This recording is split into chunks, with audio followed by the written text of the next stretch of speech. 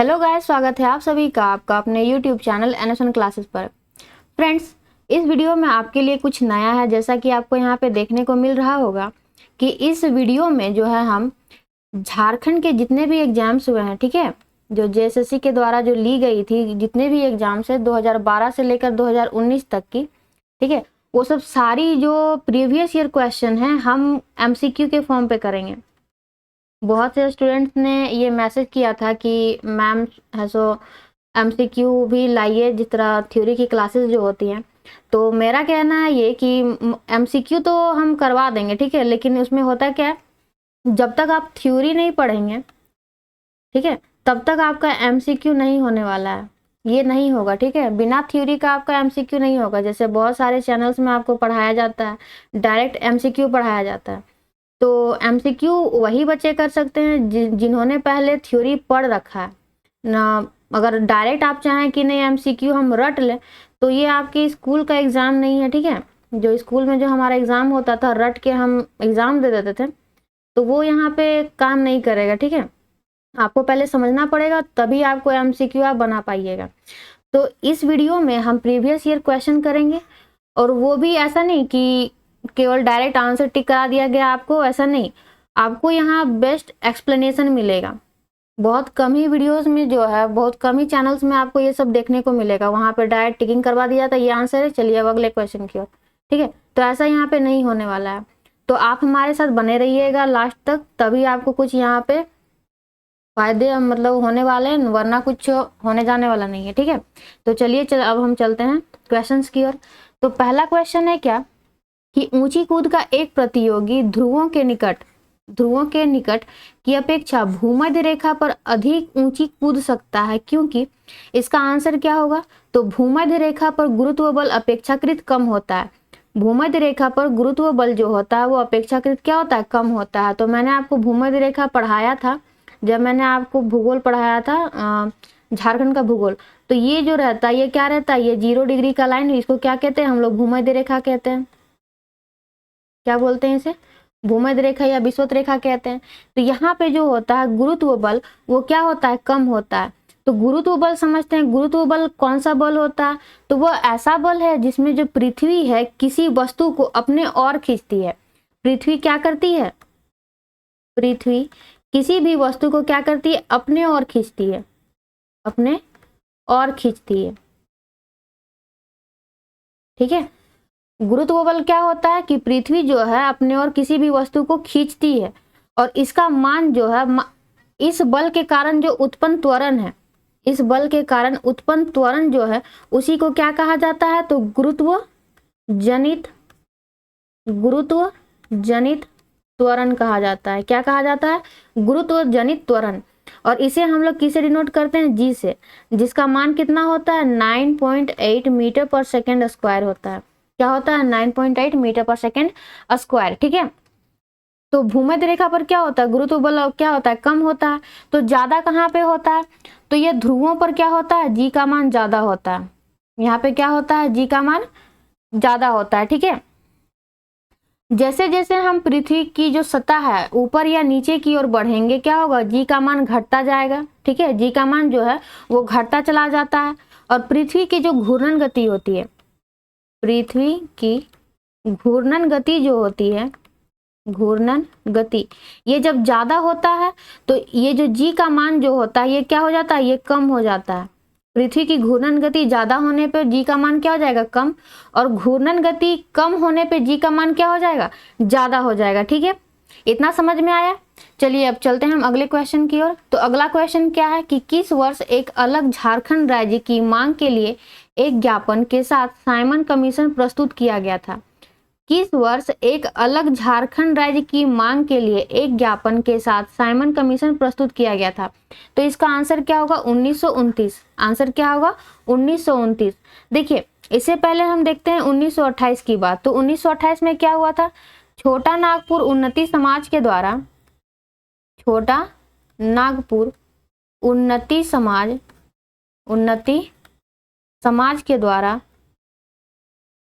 एक आएंगे आपके कौन, तो bishop bone hook bone hook, और एक नाम आएगा आपका जुएल लकड़ा का, एवं जुएल लकड़ा। ठीक है, इनके नेतृत्व में क्या किया गया था, तो साइमन कमीशन को एक मांग पत्र सौंपा गया था। किसे सौंपा गया था, साइमन कमीशन को। साइमन कमीशन को एक मांग पत्र सौंपा गया था, लेकिन ये जो बात चली थी ये असफल हो गई थी, इसे सफलता प्राप्त नहीं हुई थी। फिर वापस क्या हुआ कि वर्ष 1929 में, वर्ष 1929 में क्या हुआ कि साइमन कमीशन के द्वारा, साइमन कमीशन द्वारा झारखंड राज्य के, झारखंड राज्य के गठन हेतु, झारखंड राज्य के गठन हेतु एक ज्ञापन, एक ज्ञापन प्रस्तुत किया गया, प्रस्तुत किया गया।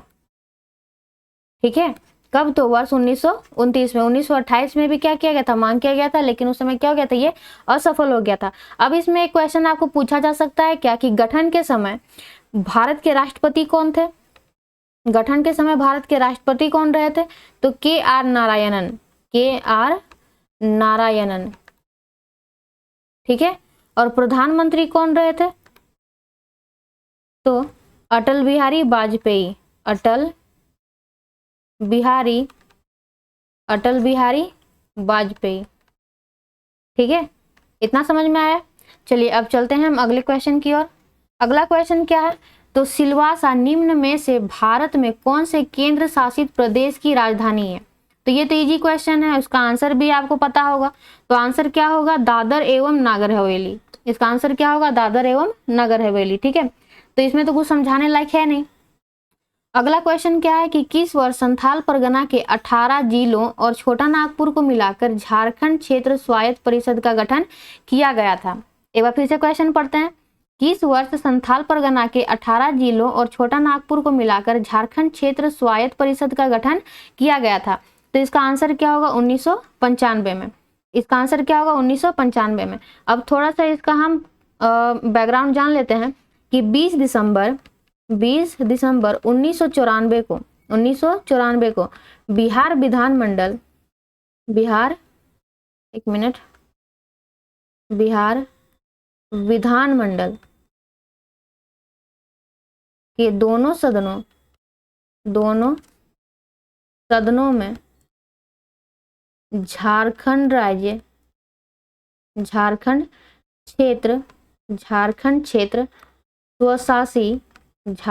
क्षेत्र स्वशासी परिषद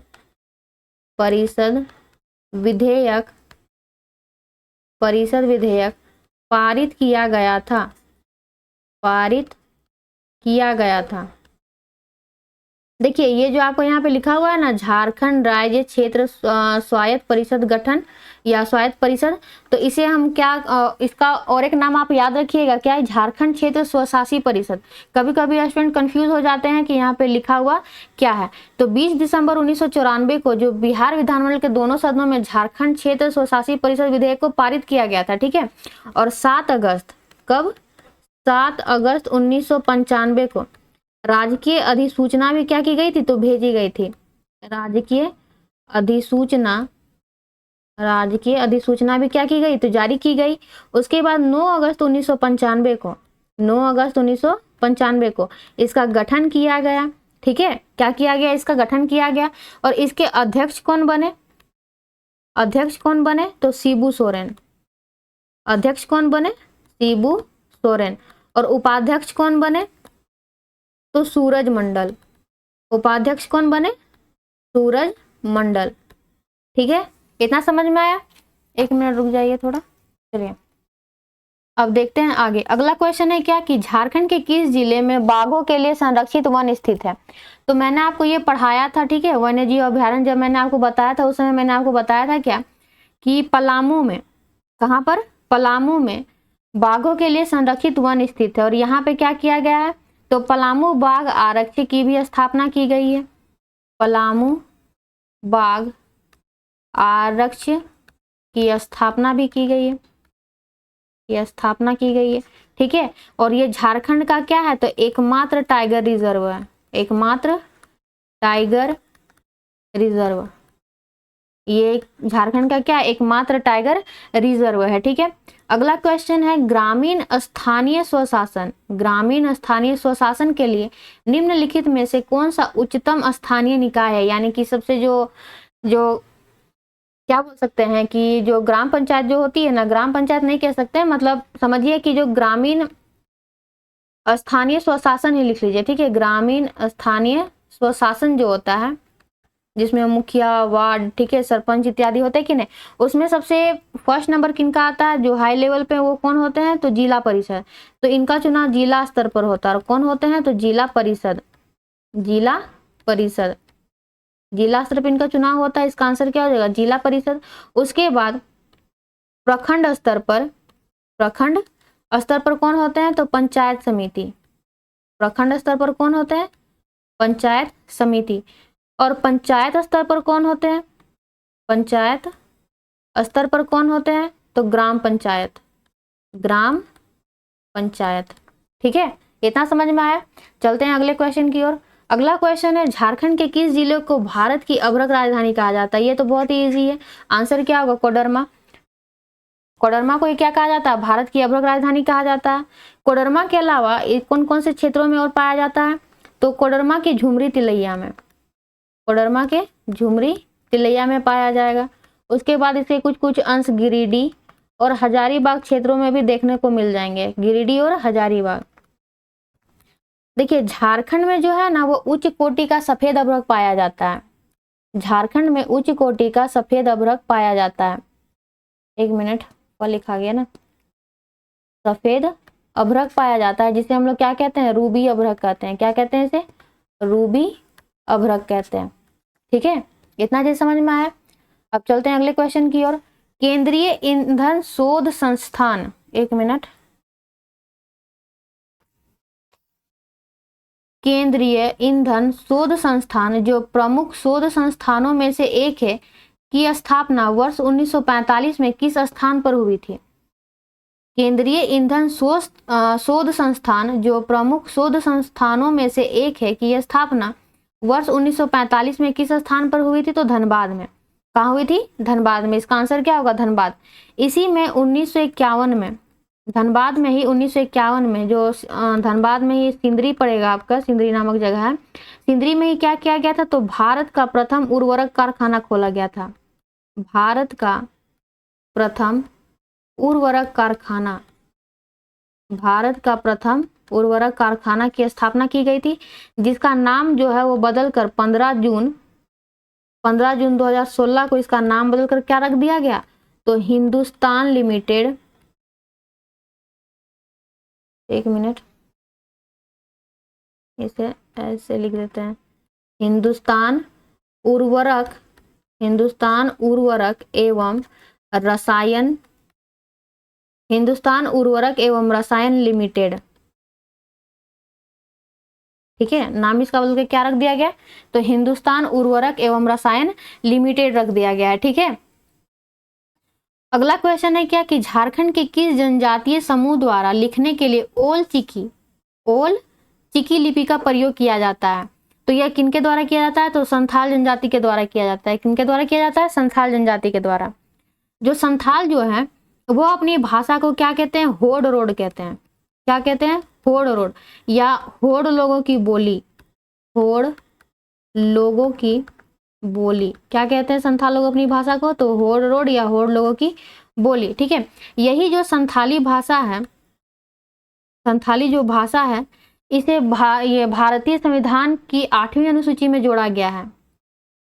ये कहाँ जुड़ा हुआ है, तो भारतीय संविधान के 8वीं अनुसूची में से क्या किया गया, इसे जोड़ा गया। और कौन से संविधान संशोधन के द्वारा, तो 92वां संविधान संशोधन, 92वां संविधान संशोधन 2003 के द्वारा। ठीक है, संथाली जो भाषा है उसे 8वीं अनुसूची में जोड़ा गया है, तो कौन से संविधान संशोधन के द्वारा, 92वां संविधान संशोधन 2003 के द्वारा। यह झारखंड की एकमात्र जनजातीय भाषा है जिसे किसमें जोड़ा गया है, तो भारतीय संविधान की 8वीं अनुसूची में जोड़ा गया है। ठीक है, मैं यहाँ पे लिख देती हूँ कि झारखंड की झारखंड की एकमात्र क्षेत्रीय भाषा जिसे 8वीं अनुसूची में शामिल किया गया है। 8वीं अनुसूची में शामिल किया गया है। ठीक है, इतना याद रहेगा। अब यहाँ बात रही किसकी, तो ओल चिकी लिपि की। ओल चिकी लिपि, ठीक है, ओल चिकी लिपि। तो अगर आपको पूछा जाए कि ओल चिकी लिपि का आविष्कार किसने किया था, तो 1941 में पंडित रघुनाथ मुर्मू के द्वारा किया गया था। 1941 में पंडित रघुनाथ मुर्मू के द्वारा, ठीक है, पंडित रघुनाथ मुर्मू के द्वारा ओल चिकी लिपि का क्या किया गया था, आविष्कार किया गया था। इतनी बातें याद रहेंगे। अगला क्वेश्चन है क्या कि सन 1855 में किन दो भाइयों के नेतृत्व में संथाल विद्रोह फूट पड़ा। तो मैंने आपको ये पढ़ाया था जब जनजातीय विद्रोह मैंने पढ़ाया था, ठीक है। इसका आंसर क्या होगा, सिद्धू मुर्मू एवं कान्हू मुर्मू। तो इसके अलावा आपको वहां पे देखने को मिलेंगे चांद भैरव और फूलो झानो। तो ये भी आपको वहां पे देखने को मिलेंगे, ठीक है। अब बात करते हैं किसकी, तो संथाल विद्रोह की। तो इसे और कौन कौन से नामों से जाना जाता है, तो हूल विद्रोह। संथाल विद्रोह को किस नाम से जानते हैं, हूल विद्रोह। उसके बाद संथाल हूल। उसके बाद सिद्धू कान्हू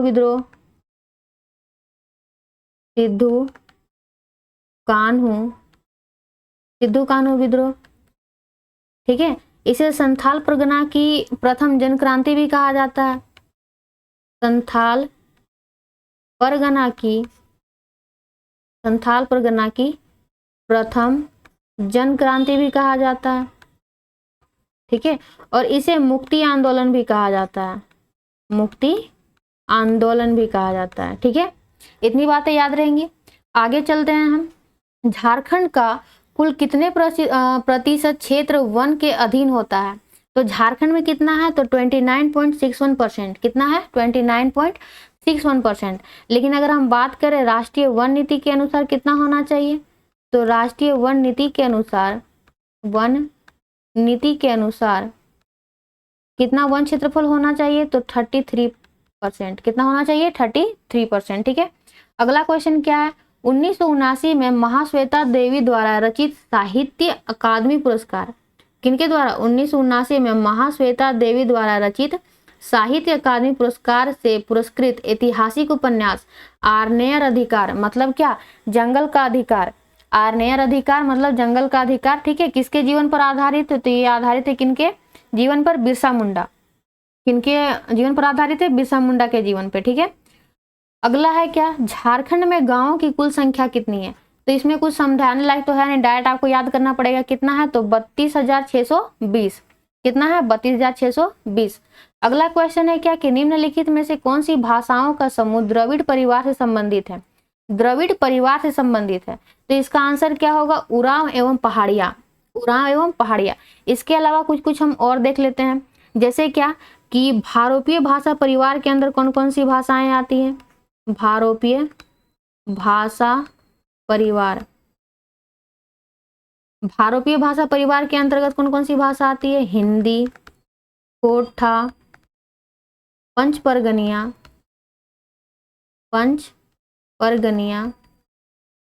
करमाली और नागपुरी। पंच परगनिया, कोठा, हिंदी, करमाली और नागपुरी। द्रविडियन के अंदर कौन कौन सा आता है, द्रविडियन भाषा परिवार के अंतर्गत, तो अभी मैंने आपको बताया यहाँ पे क्या, उरांव जिसको हम लोग कुड़ुक भी कह सकते हैं। और एक लिख लीजिए माल्टो कहीं कहीं लिखा मिलेगा आपको, तो माल्टो। इसमें आप लिख सकते हैं क्या, सौरिया पहाड़िया तथा माल पहाड़िया, ठीक है। उसके बाद यहाँ पे और एक आप लिख सकते हैं क्या कि मुंडा भाषा परिवार में कौन कौन से आएंगे, मुंडा या ऑस्ट्रिक या ऑस्ट्रो एशियाटिक,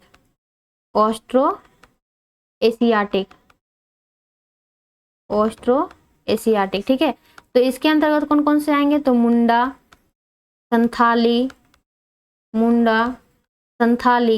मुंडारी, हो और खड़िया, इसके अंतर्गत आएंगे। ठीक है, चलिए अब चलते हैं अगले क्वेश्चन की ओर। अगला क्वेश्चन क्या है? निम्नलिखित में से कौन सा एक झारखंड की उपराजधानी है? तो उपराजधानी क्या है? दुमका। इसके अलावा हम देखते हैं क्या कि औद्योगिक राजधानी कौन कौन सी है? औद्योगिक राजधानी, तो औद्योगिक राजधानी कौन सी है? जमशेदपुर। औद्योगिक राजधानी कौन सी है? जमशेदपुर। उसके बाद सांस्कृतिक राजधानी कौन सी है? देवघर। सांस्कृतिक राजधानी देवघर। वित्तीय राजधानी कौन सी है? वित्तीय राजधानी पूर्वी सिंहभूम। वित्तीय राजधानी पूर्वी सिंहभूम। ठीक है, उसके बाद खेल राजधानी किसको बोलते हैं? तो खेल राजधानी भी किसको कहा जाता है? जमशेदपुर को। किसे कहा जाता है? जमशेदपुर को। ठीक है, चलिए अब चलते हैं अगले क्वेश्चन की ओर। अगला क्वेश्चन है क्या कि चित्रकला की कला जादोपटिया, चित्रकला की कला जादोपटिया किसकी विशेषता है? तो यह किसकी विशेषता है? संथालों की। ठीक है, किसकी विशेषता है? संथालों की। तो यह जो चित्रकारी है यह मुख्यतः संथालों में प्रचलित है। इसमें क्या किया जाता है कि छोटे छोटे कपड़ों को जोड़कर एक चित्र फलक बनाया जाता है और उसी में क्या किया जाता है? तो पेंटिंग की जाती है। और इसमें जो यूजेस हैं, जो कलर्स के, कौन कौन से कलर जो यूज किए जाते हैं? तो इसमें जो कलर है कौन कौन से यूज किए जाते हैं? हरा, पीला, लाल, भूरा और काला। हरा, पीला, लाल, भूरा और काला। ठीक है, जो रचना जो करते हैं ना, जो पेंटिंग वहां पे करते हैं, उसे संथाली भाषा में क्या कहा जाता है? जादो। क्या कहा जाता है? जादो।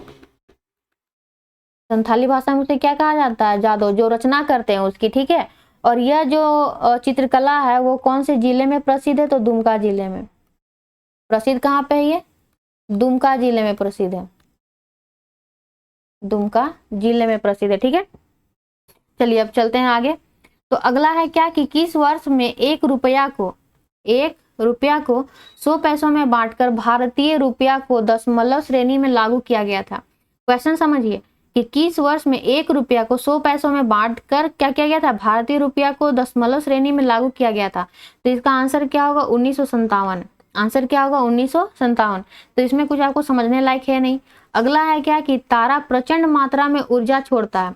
तो ऊर्जा छोड़ने की वजह से ही वो हमें दूर से क्या होता है? नजर आता है। ठीक है, जितनी उसकी ऊर्जा निकलती है उसके वजह से क्या होता है कि वो हमें दूर से ही नजर आता है। तो इसके पीछे मुख्य कारण क्या है? रेडियो सक्रिय विघटन, भारी नाभिक का विखंडन, हल्के नाभिक का द्रवण या जीवाश्म ईंधन का दहन। इसका आंसर क्या होगा? हल्के नाभिक का द्रवण। अब ऐसा नहीं कि भारी नाभिक का विखंडन मत करना है वहां, क्योंकि वहां पे विखंडन नहीं होता, वहां संलयन होता है। किसका किसका? तो हाइड्रोजन, जो छोटे छोटे जो हाइड्रोजन होते हैं उनका क्या होता है? संलयन होता है। हाइड्रोजन का क्या होता है? संलयन होता है। और संलयन होकर वो क्या बनाते हैं? तो हीलियम बनाते हैं। क्या बनाते हैं? हीलियम बनाते हैं नाभिक में, और अधिक से अधिक क्या करते हैं? उष्मा और प्रकाश के रूप में ऊर्जा की विशाल मात्रा को क्या करते हैं? उत्पादित करते हैं, और वो हमें दूर से ही नजर आते हैं। ठीक है, अगला क्वेश्चन क्या है कि मलेरिया किस रोगाणु से पैदा होता है? तो इसका डायरेक्टली आपको आंसर क्या याद रखना है? प्लाज्मोडियम वाइबॉक्स। क्या होगा? जो मलेरिया जो है वो किस रोगाणु से पैदा होता है? तो प्लाज्मोडियम वाइबॉक्स के द्वारा वो क्या होता है? पैदा होता है। ठीक है, विद्युत मोटर किस सिद्धांत पर कार्य करती है? विद्युत मोटर जो है वो किस सिद्धांत पर कार्य करती है? तो बहुत से लोग अभी डायरेक्टली अगर क्वेश्चन में पूछ दिया जाता तो आप सीधे आंसर कहाँ लगाते हैं? विद्युत चुंबकीय प्रेरण पर। लेकिन ऐसा नहीं है, ये किस में काम करती है? तो विद्युत धारा का चुंबकीय प्रभाव के आधार पर ये क्या करती है? काम करती है। इसकी खोज किसने की थी? विद्युत धारा के चुंबकीय प्रभाव की खोज किसने की थी? तो डेनमार्क के एक वैज्ञानिक थे, क्या? ऑस्टेड नाम था उनका, ऑस्टेड। ठीक है, ये कहाँ के वैज्ञानिक थे? तो डेनमार्क के वैज्ञानिक।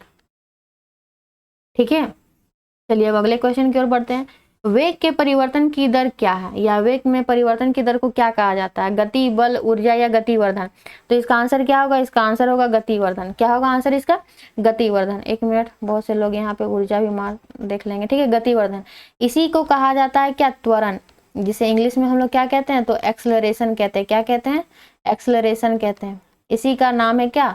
गतिवर्धन का। बहुत से स्टूडेंट जो है वो देख के कंफ्यूज हो जाएंगे, तो आप इसका नाम याद रखिएगा जरा, ठीक है। चलिए अगला क्वेश्चन है क्या कि निम्नलिखित में से कौन सा अंग हृदय पेशी से बना होता है। तो हृदय पेशी से किसे क्या बना होता है, हृदय ही बना होता है, ठीक है। अगला क्वेश्चन क्या है कि एक फिलामेंट लैंप द्वारा किस प्रकार की स्पेक्ट्रम पैदा होती है। तो वहां पे सतत उत्सर्जन होता है, ठीक है। अब ऐसा नहीं कि वहां पे असतत उत्सर्जन होता है, तो असतत होगा तो क्या हमें दिखाई पड़ेगी, नहीं दिखाई पड़ेगी, ठीक है। चलिए अगला क्वेश्चन है क्या कि इस आवर्त सारणी में से निम्न में से कौन सा तत्व सबसे कम प्रतिक्रियाशील है। तो सबसे कम प्रतिक्रियाशील का मतलब क्या, वो ज्यादा मतलब रिएक्टिव एलिमेंट नहीं है, ठीक है। तो जो तांबा जो है वो क्या है, यहाँ पे ये जो दिया हुआ है यहाँ पे आपको ऑप्शन, उसमें सबसे क्या है कि कम प्रतिक्रियाशील है। अब बात करते हैं कि सबसे अधिक अभिक्रियाशील कौन कौन सी तत्व होती है। अधिक अभिक्रियाशील, अधिक अभिक्रियाशील तो कौन कौन से है वो।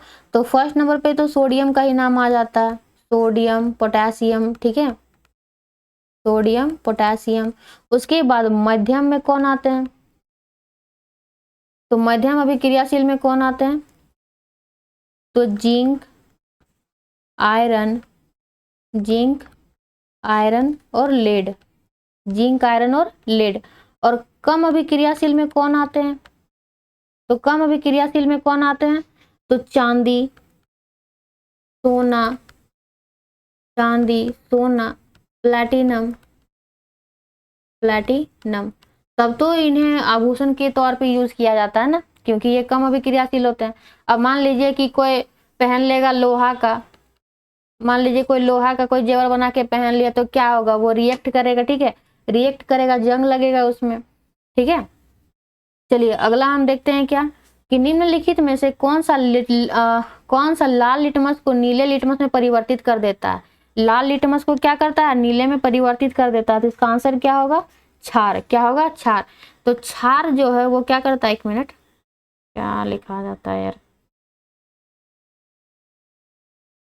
क्षार, क्षार क्या करता है, तो लाल लिटमस को नीला कर देता है। लाल लिटमस को क्या करता है, नीला, कौन, तो क्षार। और अम्ल क्या काम करता है, तो वो नीले लिटमस को क्या करता है, नीले लिटमस को क्या करता है, ये लाल करता है, ठीक है। ये याद रखिएगा क्योंकि कंफ्यूजन है इसमें, ठीक है। जो क्षार जो रहता है वो लाल लिटमस को क्या करता है, नीला, लाल लिटमस को नीला। और अम्ल क्या करता है, नीले लिटमस को लाल करता है, ठीक है। जैसे अम्ल नीला, अम्ल नीला, ऐसे करके याद रखिएगा, ठीक है, नहीं तो इसमें गड़बड़ हो जाएगा। अगला है क्या कि 11वीं पंचवर्षीय योजना किस वर्ष आरंभ हुई थी। 11वीं पंचवर्षीय योजना किस वर्ष आरंभ हुई थी, 2007 में। कब हुई थी, 2007 में। तो आपको पहला वाला भी पूछ सकता है कि पहली जो पंचवर्षीय योजना है वो कब शुरू हुई थी। पहली पंचवर्षीय योजना, पंचवर्षीय योजना कब शुरू हुई, तो 1951 में। कब शुरू हुई, 1951 में, ठीक है। कौन से मॉडल पे आधारित थी, तो ये हैरोल्ड डोमर मॉडल पर आधारित थी। और इसका उद्देश्य क्या था, तो अर्थव्यवस्था के संतुलन विकास की प्रक्रिया क्या करना था, आरंभ करना था, ठीक है। इसका उद्देश्य मैं यहाँ पे लिख देती हूँ। इसका उद्देश्य क्या था, तो अर्थव्यवस्था के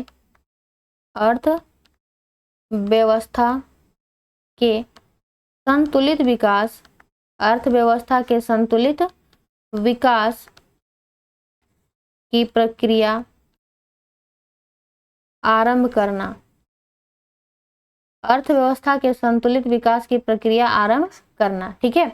चलिए अब चलते हैं अगले क्वेश्चन की ओर। अगला क्वेश्चन क्या है कि 1771 में संथाल जनजाति क्षेत्र में किसने जमींदारों और ब्रिटिश सरकार के विरुद्ध प्रथम विद्रोह का नेतृत्व किया था। तो इसका आंसर क्या होगा, तिलका मांझी। इसका आंसर क्या होगा, तिलका मांझी। ये सारी चीजें मैंने आपको जनजातीय विद्रोह में पढ़ाई है, ठीक है, जनजातीय विद्रोह में। अगर किसी भी बच्चे को अगर समझने में प्रॉब्लम है तो आप वहां जाके इसे देख सकते हैं, मैंने वहां पे सारी चीजें कंप्लीट करवाई है, ठीक है। अगला क्वेश्चन है क्या कि उत्पादन में कौन सा राज्य मैग्नीज का अग्रणी उत्पादक राज्य है। तो इसका आंसर क्या होगा, उड़ीसा। इसका आंसर क्या होगा, उड़ीसा। और इसका अयस्क क्या है, एक मिनट, इसका अयस्क नहीं, उड़ीसा का नहीं, मतलब मैग्नीज का अयस्क क्या है? तो मैंने आपको पहले भी बताया कि इसका अयस्क क्या है, तो साइलोमेलिन, साइलोमेलिन और ब्रोनाइट, साइलोमेलिन और ब्रोनाइट। ठीक है, चलिए अगला क्वेश्चन है, झारखंड राज्य की स्थिति में एक अलग राज्य के रूप में अस्तित्व में आया। तो अगर मैं इसे नहीं भी बताऊंगी तो आपको ये पता वैसे भी चल ही जाएगा। ठीक है, बहुत इजी इसका आंसर है। तो आंसर क्या होगा? 15 नवंबर 2000, 15 नवंबर 2000। निम्नलिखित में से कौन सा जिला अधिकांशतः वन क्षेत्र से आवृत है? तो ये एग्जाम कब का हुआ है? 2012 का। तो उसके हिसाब से इसका आंसर क्या हो रहा था? चतरा। उसके हिसाब से आंसर क्या हो रहा था? चतरा। लेकिन अगर वर्तमान की बात करें तो वर्तमान में जो अभी जिसमें अधिकांश जो वन क्षेत्र है वो कहाँ पे है? तो पश्चिमी सिंहभूम में। कहाँ पे है? पश्चिमी सिंहभूम में। ठीक है, चलिए अगले क्वेश्चन की ओर बढ़ते हैं। अगला क्वेश्चन है, झारखंड राज्य के कितने संसद के सदस्य हैं? झारखंड राज्य के कितने संसद के सदस्य हैं? तो कुल कितने हैं? 20। कुल कितने हैं? 20। इसमें भी आपके दो भागों में ये बढ़ जाते हैं। जो 14 जो है वो किसके लिए है? तो लोकसभा के लिए निर्धारित है। 14 जो सीटें हैं वो लोकसभा के लिए निर्धारित हैं और जो 6 सीटें बच जाती है वो राज्यसभा के लिए निर्धारित है। वो किसके लिए निर्धारित है? राज्यसभा के लिए। तो कुल मिला के ये कितना हो गया? 20। आपको 20 करना है क्योंकि संसद, लोकसभा, राज्यसभा दोनों से मिलके ही बनी रहती है। अब ऐसा नहीं है कि आप 14 मार दीजिए और कोई क्वेश्चन 6 इसका आंसर कर देगा, ऐसा नहीं है। इसका आंसर कितना होगा? तो इसका आंसर 20 होगा। ठीक है, चलिए अब चलते हैं अगले क्वेश्चन की ओर। कौन सी रक्त वाहिनी हृदय की दीवारों को ऑक्सीजन से भरी रक्त की आपूर्ति करती है? तो इसका आंसर क्या होगा? हृदय धमनी। इसका आंसर क्या होगा? हृदय धमनी। ठीक है, अगला क्वेश्चन है क्या कि जल में घुला एक लवण जो साबुन के साथ झाग बनने से रोकता है। जल में घुला एक लवण वो है क्या? लवण जो साबुन के साथ झाग बनने से रोकता है। तो इसका आंसर क्या होगा? Calcium sulphate. आंसर क्या होगा इसका? Calcium sulphate. ठीक है, किसी तत्व की परमाणु संख्या डैश क्या है? की संख्या है। तो किसी तत्व की जो परमाणु संख्या जो होती है यानी कि जो एटॉमिक नंबर होता है वो किसके बराबर होता है? तो नाभिक में उपस्थित जो प्रोटॉन जो होते हैं, नाभिक में उपस्थित क्या?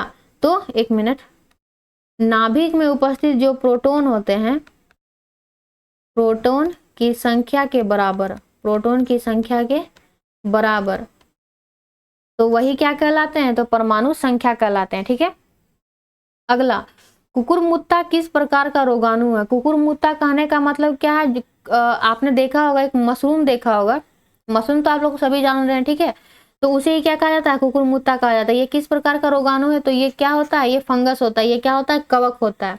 ठीक है, चलिए तो जितने भी क्वेश्चंस वहाँ पे जो जीएस के जो जितने भी क्वेश्चंस बन रहे थे मैंने वो सारी चीजें इसमें ले लिया है। ठीक है, जीएस के जितने भी क्वेश्चन बन रहे थे सारी मैंने ले लिया। कुछ जो करंट अफेयर से रिलेट कर रहे थे, तो वो जो करंट अफेयर से आपकी कुछ भी काम की नहीं है क्योंकि वो 2012 की है और 2012 में जो एग्जाम हुआ है, ठीक है, जो एग्जाम कंडक्ट हुआ 2012 में, तो उसकी करंट अफेयर्स एक साल उसके पीछे ही होंगी।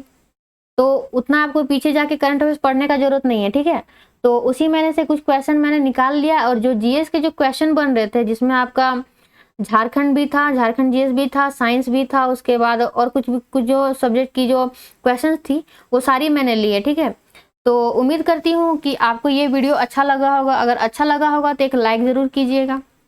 ठीक है, तो चलिए फिर अब मिलते हैं हम अगले वीडियो में।